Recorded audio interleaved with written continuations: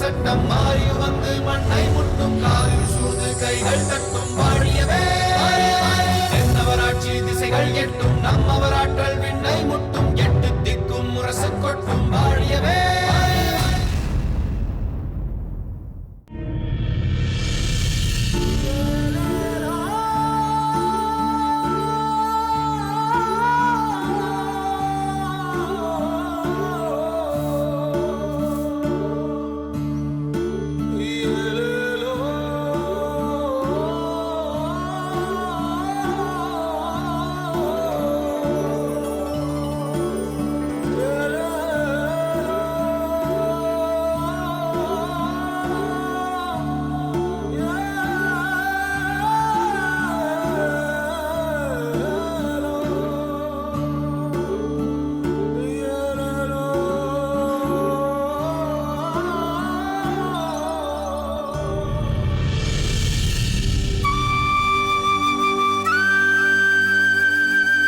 இந்த குடிசைதான். சற்று பொறு, அவரை பார்த்துவிட்டு செல்லலாம். சரி.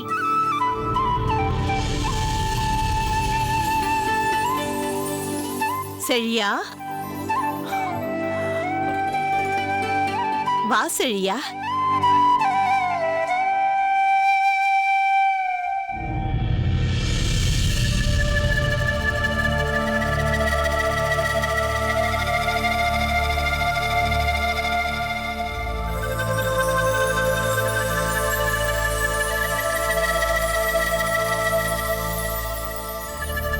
யாரப்பா இந்த பெண்? வனதேவதையே நேரில் வந்தது போல் இருக்கிறதே. உங்களுக்காகத்தான் தாயே, இந்த வனதேவதையை தேடி பிடித்து அழைத்து வந்தேன். எனக்காகவா? ஆமாம் தாயே, நீங்கள் தானே என்னை பார்க்கும் போதெல்லாம் எப்போது நீ திருமணம் செய்து கொள்ள போகிறாய் என்று கேட்டுக்கொண்டே இருந்தீர்கள். அதனால்தான் நீங்கள் இனிமேலும் இப்படி கேட்கக்கூடாது என்பதற்காக இந்த தேவதையை அழைத்து வந்தேன். தாயே, உங்களுக்கு பிடித்திருக்கிறதா என்று பார்த்து சொல்லுங்கள். எனக்கு பிடித்திருக்கிறதாவது?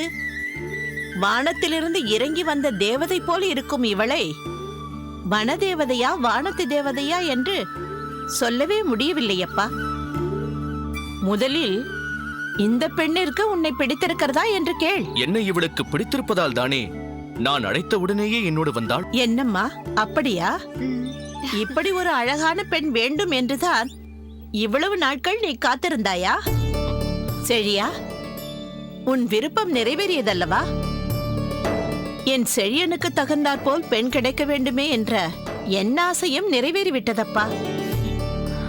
அம்மாடி, நீயும் செழியனும் என்றுமே இணை பெரியாமல் சந்தோஷமாக வாழ வேண்டும் அம்மா. தாயே, இவள் யாரென்று தெரிந்தால் நீங்கள் அதிசயப்பட்டு போவீர்கள். யாராக இருந்தால் என்னப்பா, நீ மணக்க போகும் பெண், அது ஒன்றே எனக்கு போதும். இருந்தாலும் நீங்கள் அதை தெரிந்து கொள்வது அவசியம். இவள் மிழலை கூற்றத்தின் வேளிர்குடி இளவரசி. மிழலை கூற்றமா?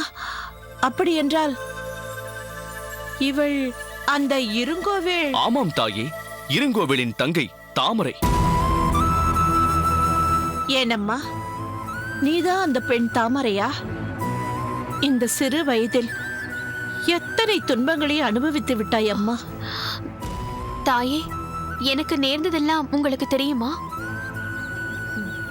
எல்லா விவரமும் தெரியும் என்று சொல்ல முடியாது. ஏதோ சில விஷயங்கள் தெரியும். இருங்கோவில் காட்டில் இருந்த மாளிகை அழிந்து அதில் உன் அண்ணன் இறந்து போனது. நீ கடத்தப்பட்டு எங்கெங்கோ அல்லல் பட்டு எப்படி எப்படியோ வந்து சேர்ந்தது. இதுபோல் கொஞ்சம் விஷயங்கள் சம்பந்தப்பட்டவர்கள் மூலமாக எனக்கு தெரிய வந்தது. இவர்கள் இந்த மீனவ குப்பத்தில் சின்னஞ்சிறு குடிசையில் வாழ்ந்தாலும் எல்லாவற்றையும் அறிந்து வைத்திருக்கிறாரே. இதில் ஆச்சரியம் என்ன இருக்கிறது தாமரை? அனாதையாக நின்ற என்னை கண்டெடுத்து கொண்டு வந்து நான் முத்துக்கூற்றத்தின் மன்னருக்கு மருமகன் என்பதை வெகு எளிதாக புரிந்து கொண்டவராயிற்றே இவர். அதன் பிறகு இவர் என்னை எப்படி வளர்த்தார் தெரியுமா? தூண்டிலை எடுத்துக்கொண்டு மீன் பிடிக்க போ என்று என்னை அனுப்பவில்லை. வாளை எடுத்துக் கொடுத்து ஆயுத பயிற்சி பெற்று வா என்று என்னை அனுப்பினார். மீன் கூடையை என் கையில் கொடுத்து இதை விற்றுக்கொண்டு வா என்று சொல்லவில்லை. ஏடுகளை எடுத்துக் கொடுத்து கற்றுக்கொண்டு வா என்று என்னை அனுப்பி வைத்தார். அதனால்தான் பாண்டிய அரசர் என்னை ஏற்று அமைச்சர் அறிவுடை நம்பியின் மைந்தனாகவே வளரச் செய்தார். ஆஹா, என் தங்கமே, எவ்வளவு அழகாக சொல்கிறாய். எதற்கப்பா இதையெல்லாம் பேச வேண்டும்? சீக்கிரம் இந்த பெண்ணை மணந்து கொண்டு உன் பிள்ளை குட்டிகளோடு இங்கு வந்தாலே அதுவே எனக்கு போதும். போங்கள் தாயே. அப்பப்பப்பா, வெள்ளை தாமரையாக இருந்த இந்த பெண்ணின் முகம் எப்படி செந்தாமரையாக மாறிவிட்டது பார். சற்று இறப்பா, இது வந்து விடுகிறேன். இவர் இந்த அளவிற்கு இலக்கிய நயத்தோடு பேசுவார் என்று நான் சற்றும் எதிர்பார்க்கவில்லை. என் தாய்க்கு நிறைய விஷயங்கள் தெரியும், ஆனால் எதையும் வெளியில் காட்டிக்கொள்ள மாட்டார்.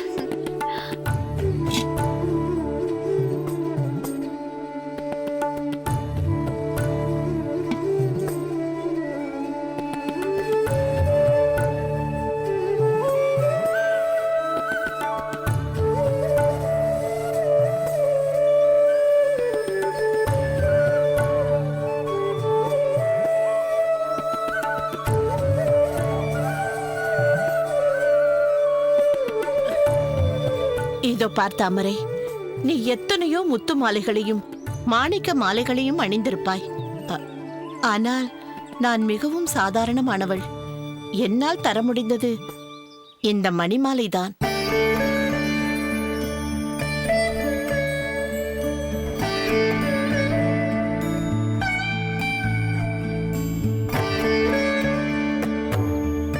நான் வாழும் காலத்திலேயே செழியன் தான் மணக்கப் போகும் பெண்ணை என்னிடம் காட்ட வேண்டும். அவளுக்கு இந்த மணி மாலையை என் கையால் அணிந்துவிட வேண்டும் என்று எவ்வளவு நாட்கள் காத்து கொண்டிருந்தேன் தெரியுமா? இன்று உன்னை தங்கச் சிலை போல் என் முன்னே உன்னை கொண்டு வந்து நிறுத்திவிட்டான். இதைவிட எனக்கு சந்தோஷமான நாள் எதுவுமே இல்லை.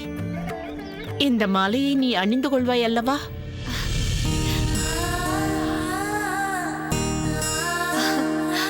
தாயே, முத்து மாலை மாணிக்க மாலைகள் என்ன, நவரத்தின மாலைகளையே அணிந்தாலும் இந்த மணி மாலைக்கு நிகராகுமா? இதன் ஒவ்வொரு மணியிலும் நீங்கள் இவர் மீது கொண்ட அன்பின் அடையாளம் பதிந்திருக்கிறதல்லவா?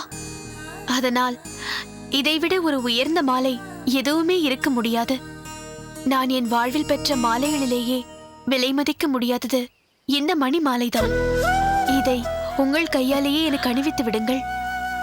நீ அழகில் மட்டுமல்ல, குணத்திலும் மிகவும் உயர்ந்தவள் என்பதை நிரூபித்து விட்டாய் அம்மா. இந்த மாலையை நான் அணிவிப்பதை விட செழியனே அவன் கையால் உன் கழுத்தில் போட்டு விடுவதுதான் பொருத்தமாக இருக்கும் அம்மா. செழியா, தாயே, இதை உன் கையாலேயே தாமரையின் கழுத்தில் போட்டு விடப்பா. ஆகட்டும் தாயே. இந்தா.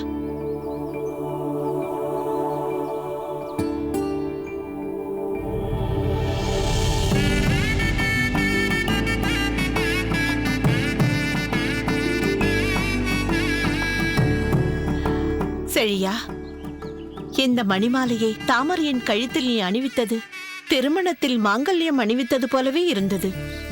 உங்கள் திருமணத்தை நேரில் பார்த்தது போலவே இருந்தது. நீங்கள் நன்றாக இருங்கள் செழியா.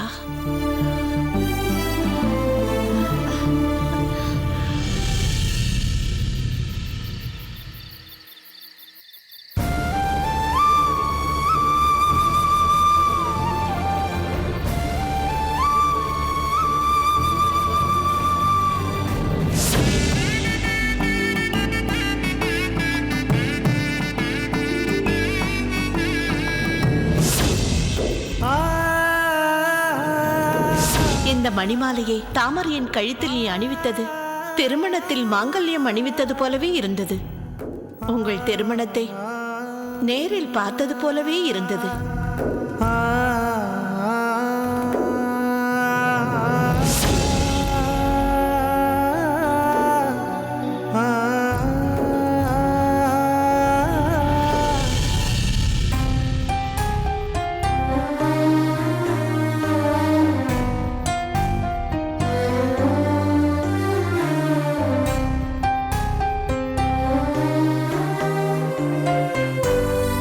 தாமரை. கொற்கையின் அழகு உன்னை மிகவும் வசீகரித்து விட்டது போல் தோன்றுகிறது. கொற்கையின் இயற்கையை ரசித்தபடி அமர்ந்திருக்கின்றாயா? உண்மைதான். இப்படி ரசிக்கும்படியான ஈரப்பதத்துடன் வீசும் சில்லென்ற காற்று கொற்கை பட்டணத்தில் மட்டும்தானே வீசும்.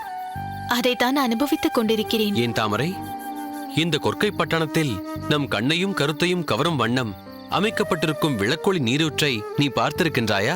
இல்லை. கொற்கையில் பார்க்க வேண்டிய முக்கிய இடங்களில் அதுவும் ஒன்று. அந்த விளக்கொளி நீரூற்று இங்கு அருகாமையில்தான் இருக்கிறது. அதை பார்த்தால் நீ பிரமித்து போய் விடுவாய். அவசியம் நீ அதை பார்க்க வேண்டும். வா, நாம் சென்று அந்த நீரூற்றை பார்த்துவிட்டு வரலாம். இல்லை இல்லை இளவரசே, இன்று வேண்டாம். இன்னொரு நாள் சென்று பார்க்கலாம். நானும் வந்ததிலிருந்து உன்னை கவனித்துக் கொண்டுதான் இருக்கிறேன். என்னுடன் இயல்பாக பேச முயற்சி செய்கிறாயே தவிர நீ இயல்பாகவே இல்லை. ஏதோ ஒரு வருத்தம் உன் முகத்தில் குடிகொண்டிருக்கிறது. உன்னை இந்த மாதிரி நான் பார்த்ததே கிடையாது. என்ன ஆயிற்று? ஏன் என்னவோ போலிருக்கின்றாய்? ஒரு பெரிய பொக்கிஷத்தை நான் தொலைத்து விட்டேன் இளவரசே. பொக்கிஷமா? ஆமாம், என்னை பொறுத்தவரை அது எனக்கு பெரிய பொக்கிஷம்தான். என்ன சொல்ல வருகிறாய் தாமரை? எனக்கு ஒன்றும் புரியவில்லை. செழியன் என்னை அவருடைய வளர்ப்பு தாயிடம் கூட்டிக் கொண்டு சென்றார். அங்கு அவரின் வளர்ப்பு தாய் தான் போற்றி பாதுகாத்து வந்த அவர்களின் குடும்ப பாரம்பரிய நகையை செழியனுக்கு தந்து அதை என் கழுத்தில் அணிவிக்க சொன்னார். அவருடைய விருப்பத்திற்கு இணங்கி செழியனும் அந்த பாரம்பரிய நகையை என் கழுத்தில் அணிவித்தார். செழியன் அணிவித்த அந்த பாரம்பரிய நகை குளிக்கும் போது விழுந்து விட்டதா, உடை மாற்றும் போது விழுந்து விட்டதா, வேறு எங்கேனும் கழன்று விழுந்து விட்டதா என்று எனக்கு தெரியவில்லை. என் கழுத்தில் அணிந்திருந்த அந்த பாரம்பரிய நகை தொலைந்து போய்விட்டது. ஆமாம், சந்தேகப்படும்படியான இடங்களில் எல்லாம் தேடி பார்த்து விட்டாயா? எல்லா இடங்களிலும் தேடி பார்த்து விட்டேன். நகையை காணவில்லை. சரி, நடந்த உண்மையை செழியனிடம் சொல்ல வேண்டியதுதானே? எப்படி சொல்ல முடியும்? அவருடைய வளர்ப்பு தாய் பொக்கிஷமாய் போற்றி வந்த பாரம்பரிய நகை செழியின் விருப்பமாய் என் கழுத்தில் அணிவித்த மங்களகரமான அடையாள சின்னம் அல்லவா? அதை நான் பொறுப்பாக வைத்திருக்க வேண்டும் அல்லவா? அது தொலைந்து விட்டது என்று கூறினால் செழியன் என் மீது எந்த அளவிற்கு கோபப்படுவார்? நான் எப்படி அவரிடம் உண்மையை கூற முடியும்? இதற்கு ஒரே வழிதான் இருக்கின்றது தாமரை. என்ன வழி? செழியனின் வளர்ப்பு தாய் தந்த அந்த பாரம்பரிய நகை என்பது மிகவும் மதிப்பு வாய்ந்ததுதான். ஆனால் மணியால் ஆன அந்த பாரம்பரிய நகை சாதாரணமாக எல்லா மீனவ குடும்பங்களிலும் இருக்கும். நான் செழியன் உனக்கு அணிவித்ததை போன்ற ஒரு பாரம்பரிய நகையை ஏற்பாடு செய்து தருகிறேன். அதை நீ உன் கழுத்தில் அணிந்து கொள். நகை தொலைந்த விஷயத்தை நீ செழியனிடம் சொல்ல வேண்டாம். நான் ஏற்பாடு செய்து தரும் நகை செழியனின் வளர்ப்பு தாய் தந்ததாகவே இருக்கட்டும். அது அது தவறாகி விடாதா? நான் பொய் சொன்னதாக ஆகிவிடாதா? ஆகிவிடாது தாமரை. என்ன கூறுகிறீர்கள்? ஆமாம் தாமரை, பொய்மையும் வாய்மையிடத்த புரை தீர்ந்த நன்மை பயக்குமெனின் என்பது வள்ளுவ பெருந்தகையின் கூற்று. குற்றமற்ற நன்மையை தருமானால் பொய்யும் உண்மை என்று நினைக்கத்தக்க இடத்தை பெற்றுவிடும் என்கிறார் நமது வள்ளுவர். இடம், பொருள், ஏவல் என்று ஒன்றிருக்கிறது. சில நேரங்களில் ஒரு நல்லதிற்காக நாம் பொய் சொல்ல வேண்டியிருக்கும். அப்படி பொய் சொல்வது தவறில்லை. உதாரணத்திற்கு சொல்ல வேண்டுமென்றால், ஒருவனை கொலை செய்ய வேண்டும் என்ற நோக்கத்தோடு மற்றொருவன் துரத்திக் கொண்டு வருகிறான். துரத்தப்பட்டவன் நம் வீட்டிற்குள் வந்து அடைக்கலமாய் புகுந்து கொள்கிறான் என்று வைத்துக்கொள்.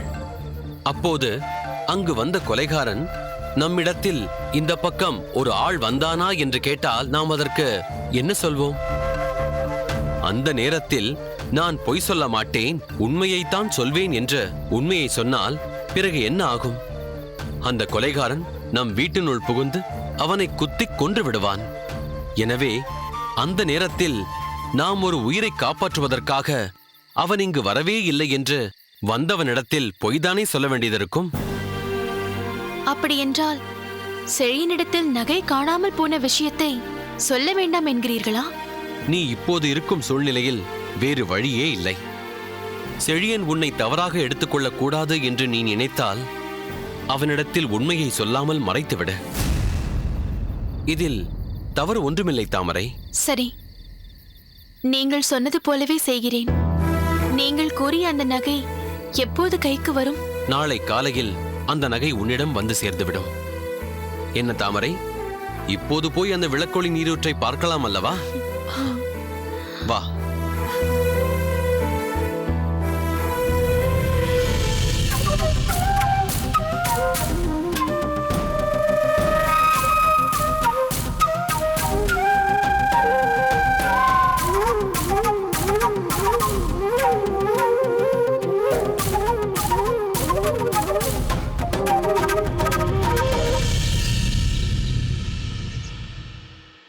என்ன கொற்கை அமைச்சரே, முத்துக் கலப்படக்காரர்கள் இன்னமும் இங்கு நடமாடிக்கொண்டுதான் இருக்கிறார்களா? இல்லை தளபதியாரே, நீங்கள் சென்ற முறை கொற்கைக்கு வந்து முத்துக் கலப்படக்காரர்களுக்கு எதிராக எடுத்த நடவடிக்கைகள் அனைத்தும் மிகுந்த பயனை அளித்துள்ளது. இப்போது முத்துக் கலப்படக்காரர்களின் நடமாட்டம் கொற்கையில் வெகுவாக குறைந்துவிட்டது. ஏன், அவர்கள் இப்போது பூண்டோடு அழிக்கப்பட்டு விட்டார்கள் என்றே என்னால் உறுதியாக கூற முடியும். கலப்படக்காரர்கள் அழிக்கப்பட்டு விட்டார்கள் என்று நாம் அலட்சியமாக இருந்து விடக்கூடாது அமைச்சரே. சற்று எச்சரிக்கையாகவே இருந்து கொள்ள வேண்டும். நீங்கள் முத்து வியாபாரத்தில் ஈடுபட்டிருக்கும் மொத்த வணிகர்கள், சில்லறை வணிகர்கள் என அனைவரையும் ஒரு சேர ஒன்றாக ஒரே இடத்தில் நான் சந்திப்பதற்கு ஏற்பாடு செய்யுங்கள். ஆகட்டும் தளபதியாரே, தாங்கள் கூறியபடி வணிகர்கள் அனைவரையும் ஒன்று சேர்த்து தாங்கள் அவர்களை சந்திப்பதற்கு ஏற்பாடு செய்கிறேன். வணிகர்களை நான் சந்திப்பதற்கு முன் முத்து வாணிபம் நடக்கும் இடங்களுக்கு மாறு வேடத்தில் நேரடியாக சென்று அவர்களின் நடவடிக்கைகளை கண்காணிக்க விரும்புகிறேன். அதனால் முதலில் அதற்கு ஏற்பாடு செய்யுங்கள். மாறுவேட சோதனைக்கு பின் வணிகர்களை ஒன்று திரட்டுங்கள். உத்தரவு தளபதியாரே. சரியா?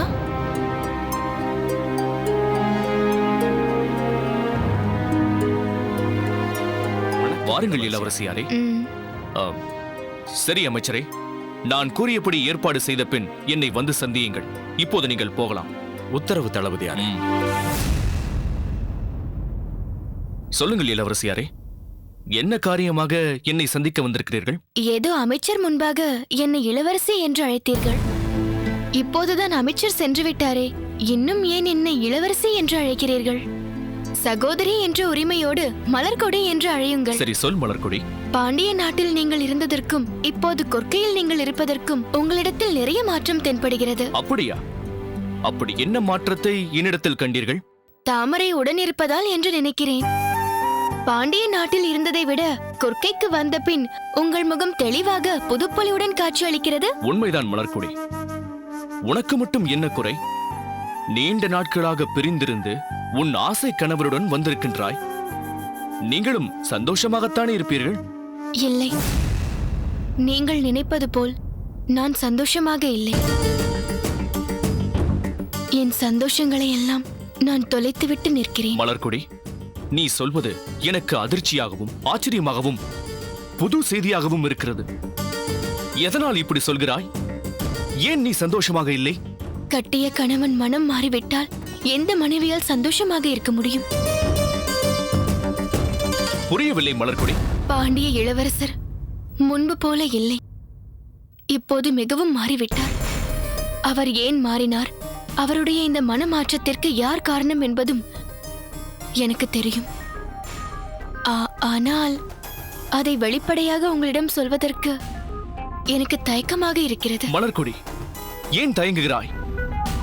உன் சொந்த வாழ்க்கையில் குறுக்கிடுபவர்கள் யாராக இருந்தாலும் அவர்களை உடனடியாக தடுத்து நிறுத்த வேண்டிய தலையாய கடமை எனக்கும் இருக்கிறது. நான் எங்கள் பாண்டிய மாமன்னர் பெருவழுதி பாண்டியருக்கு என்ன மரியாதை கொடுக்கிறேனோ அதே மரியாதையை சோழ மாமன்னர் கரிகால் பெருவளத்தாருக்கும் தருகிறேன். நான் பெரும் மதிப்பும் மரியாதையும் வைத்திருக்கும் சோழ மாமன்னர் கரிகால் பெருவளத்தாரின் மகளான உனக்கு ஒரு துயரம் வருகிறது என்றால் அதை பொறுத்து கொண்டிருக்க மாட்டான் இந்த செழியன். சொல் மலர்கொடி, உன் வாழ்க்கையில் குறுக்கிடுபவர் யார்? இளவரசர் இளம்வழுதியின் மனமாற்றத்திற்கு காரணமானவர் யார்?